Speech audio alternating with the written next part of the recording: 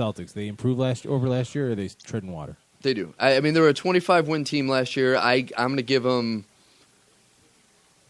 between 30 and 35 wins this year. They're still rebuilding. I don't think anyone has any expectations, but they're doing some good things. I think this year is the year that they do trade Rondo. I do. I think he's that last piece of that puzzle that they had during their championship season that they need to just kind of move on for. And I have all the respect in the world for Rondo. I like him. I know a lot of people said he's not the best teammate in the world, but I think they move on from Rondo. They get something for him. They keep building this young team. And, they're still maybe another 2 years off of a postseason berth, but I think they're definitely going to improve 5 to 10 games. All right. So where do we see the Atlantic Division? Bob, you're picking the Knicks to win. Toronto to win. Then the Knicks. I'll agree with you there. I'm going to go Raptors, Knicks, Nets, Celtics, and then 76ers. Actually, 76ers might have trouble making the playoffs in the D League with how bad they are. Do they clear 15 wins? I'm going to go under on that, actually. I think they're just so bad. Yeah. And I'm not even going to get into the Bo Outlaw thing, but with them putting him on their roster, on their website. But, yeah, I think that this division is pure, unadulterated crap. Just top to bottom it is. All right. So who you got winning the Eastern Conference? I'm going to say it's going to be a Thunder versus Bulls NBA Finals with the Thunder winning. Wow. Steve-O. First off, I agree with everything you said about the Atlantic. I'm going to go the exact same route. I, of course, don't have any faith in Derrick Rose, and he's got to prove me wrong. So I'm going to pick Cleveland. I think they just have too much talent, and if they can find a way to play together, I think they're just going to roll through the East. I'm going to pick them against Oklahoma City, and I am going to pick Oklahoma City to win their first championship. All right, and I am going to pick Cleveland because I think there is enough on that roster to win, but I'm going to pick them to, once again, have LeBron James' heart be broken by Tim Duncan and the Spurs repeat as NBA champions. All right, Bob, thank you very much for joining us. I know you got to go. We ran a little long on that segment, but thanks for sticking around. Appreciate it. Nope. Not a problem, guys. Always fun when we get together. Well, me and you, Keith. I'm a little. The jury's still out for Steve. Steve's you know what? People have known me my whole life. The jury's still out, so don't feel bad. Okay. Steve's pretty okay. Yeah, it was a good time, and yeah, I'd love to do it again soon. All right, we're going to take a break. You're listening to 87 Sports Fans live on Late Night Sports Radio. After the break, Jim Saranteas from thefantasygreek.com joins us for the NFL Hour. It's Must Hear Radio on Late Night Sports Radio.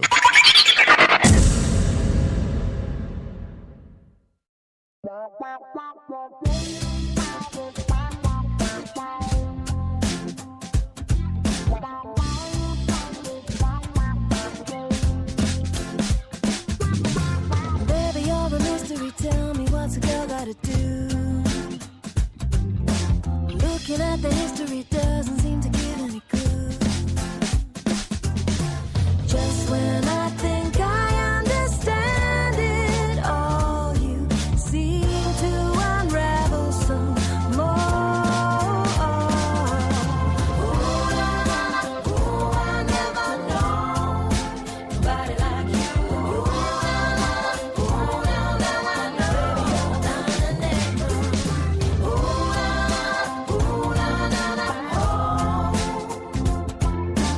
Yeah, you keep me guessing on confessing now, well, baby, it's true. I never know nobody like you. Baby, you're an enigma. Baby, you're a riddle. I'm caught up in the middle of you. I'm trying to think bigger, but I can't seem to figure it through.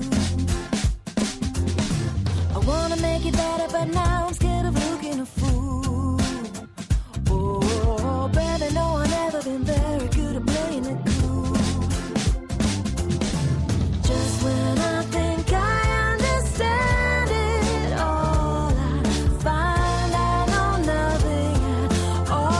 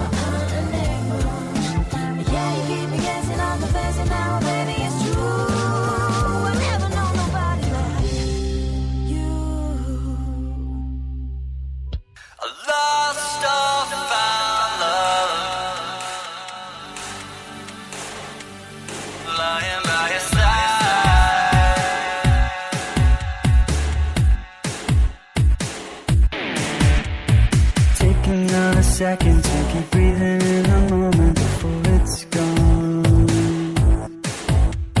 You never know when love is lost until you find just what it costs to be wrong. I wonder if you think of me passing by, you think you see me coming. I wonder if you pull me in, kiss me just one time again.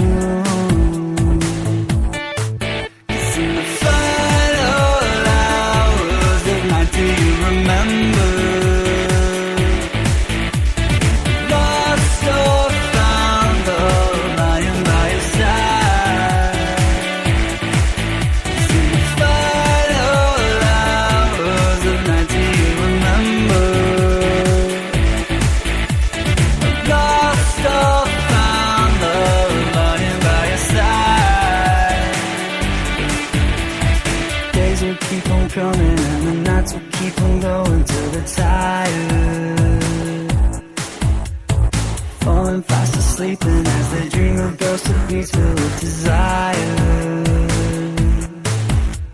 The chance of life is all around, a chance to take is always found. Writing on the lullabies, on the lonely living life.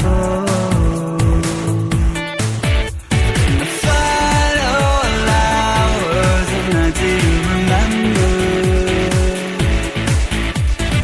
Lost or found, love lying by your side.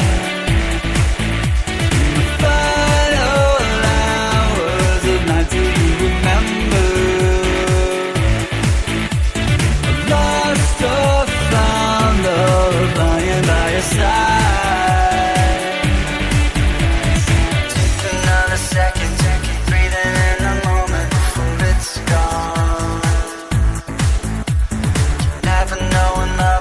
Until you find just what it costs to be wrong. I wonder if you think of me passing by, you think you see me coming.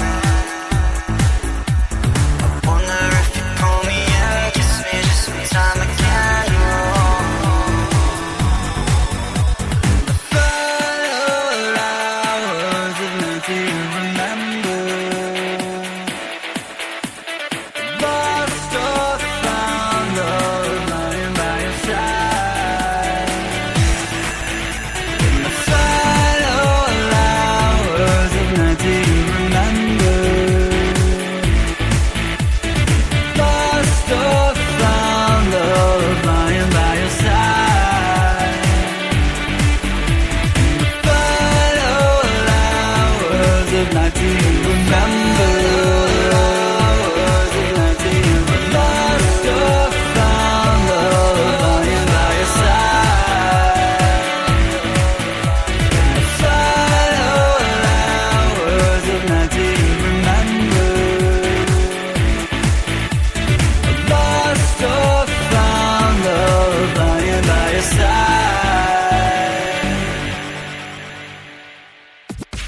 Who the hell can wait till morning?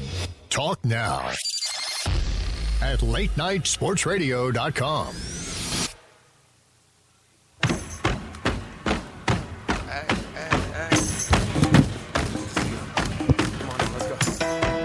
Yeah. 87 Sports Fans live on Late Night Sports Radio. Just finished up a great, well, over an hour. We ran a little long on that, but a great NBA preview with Bob Sullivan from The Bob Sullivan Show and Jabari Davis from NBAinsiders.com, basketballinsiders.com, rather. And now it's the NFL Hour, and we welcome, as always, Jim Saranteas, the Fantasy Greek himself, from thefantasygreek.com. Jim, welcome back to the program. Guys, thanks for having me back.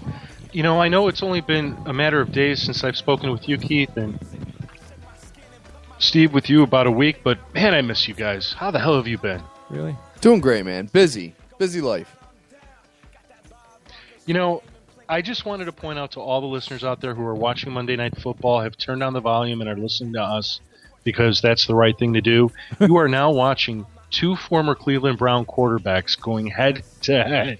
It is crazy, unbelievable, and they both look pretty good. Well, Tony Romo is, if I'm not mistaken, is coming back into the game with a minute and some odd seconds left, And I think they're putting him in the most perfect position because either he's going to lead them on a game-winning drive, or if he throws an interception, he can always say, well, you shouldn't have put me back in the game. I have an injury or a concussion or whatnot. Well, he's coming off back surgery, too, in the offseason. Yeah. Hey Keith, can you take the mic away from Steve? No, it's impossible. I could try, but it won't be interesting radio. The struggle will not be interesting radio. And I haven't sworn once today. Oh, that's great. You've been good. And I've even talked about the Celtics, and I haven't had a swear word come out. That's amazing. That is God amazing. bless. So God bless. what stands out in your mind from last weekend? Besides, can we not talk about the pathetic Bears, or do we have to? We have to. Okay. But we I might think have first to at off, we have to some talk about quarterbacks. What was in the water this week? Yeah, that's exactly what I was going for. I was going to pull up some quarterback stats from the week. I don't know. I was thinking about it myself, and the thing that came to my mind was that maybe what's happened is that we finally have hit the week that several teams, their offenses are now clicking, meaning they get their offensive playbook, they understand how to execute, and they can just sit there and, like this, especially the Steelers. Ben Roethlisberger, I know he put up this great, tremendous game this past weekend, but he had a great, tremendous game the weekend before. Yeah. This isn't like, you couldn't see it coming that he'd be going for 500 yards, but otherwise, you could see that this game was coming. They've got Martavius Bryant. Bryant looks awesome. It looks like he's opening. Marcus Wheaton scored a touchdown this past weekend. That was crazy. Yeah. But Bro, when you throw for 520 yards, go ahead. If you throw for 520 yards, if Marcus Wheaton can't score a touchdown on that day, then he's done. But this week was so wonky that you have Zach Mettenberger of Tennessee going against a very tough Texans defense, and he puts up 300 yards and 2 touchdowns. All of these other quarterbacks have done amazing things. The Tom Brady's, the Ben Roethlisbergers, the Peyton Mannings, Phillip Rivers.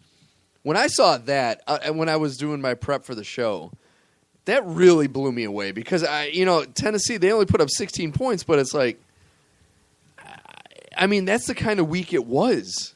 When you have someone that barely cracks 200 yards a game throwing up 300 yards and a couple of scores.